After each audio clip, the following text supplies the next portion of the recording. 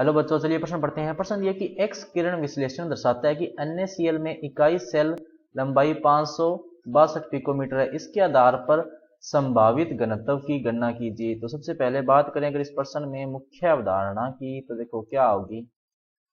मुख्य अवधारणा जो इस प्रश्न में होगी वो होगी घनत्व की गणना।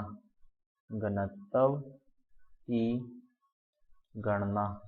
तो देखो यहाँ पर भुजा की लंबाई या जो कोर की लंबाई है वो कितनी दी हुई है, ए बराबर 562.8 पिकोमीटर। तो सेंटीमीटर में ये देखो कितनी हो जाएगी, 562.8 इंटू 10 की पावर माइनस 10 सेंटीमीटर, क्योंकि यहाँ पर सारे किसमें चल रहे हैं, सेंटीमीटर में।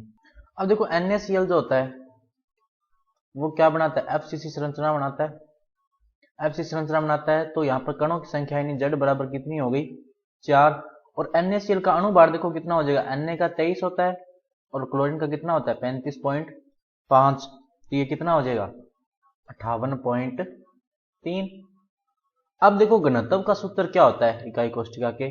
घनत्व का सूत्र होता है Z इंटू M बटे Na इंटू ए की क्यूब। तो अब जो अपने को सारे मान रखने हैं यहाँ पे, तो Z का मान कितना है 4, M का मान कितना है 58.3 बटे Na कितना है 6.023 इंटू 10 की पावर 23 इंटू ए कितना है देखो 562.8 इंटू 10 की पावर माइनस 10 और इसकी पावर क्या आ जाएगी 3। इस तरह से जब इसको अपने हल करेंगे तो D बराबर देखो क्या आ जाएगा।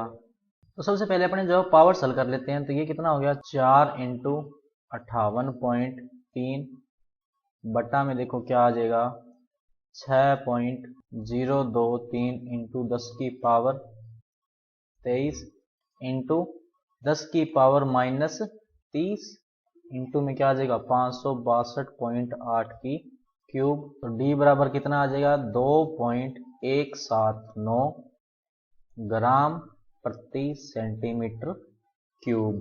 तो सही विकल्प क्या होगा, विकल्प नंबर बी। तो बच्चों ये था आपका उत्तर। मैं आशा करता हूँ आपको समझ में आया होगा। धन्यवाद।